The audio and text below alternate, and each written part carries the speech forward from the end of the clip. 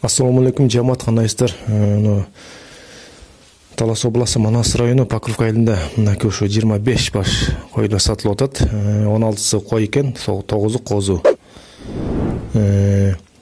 Базы 12,5 миңден сурап атат.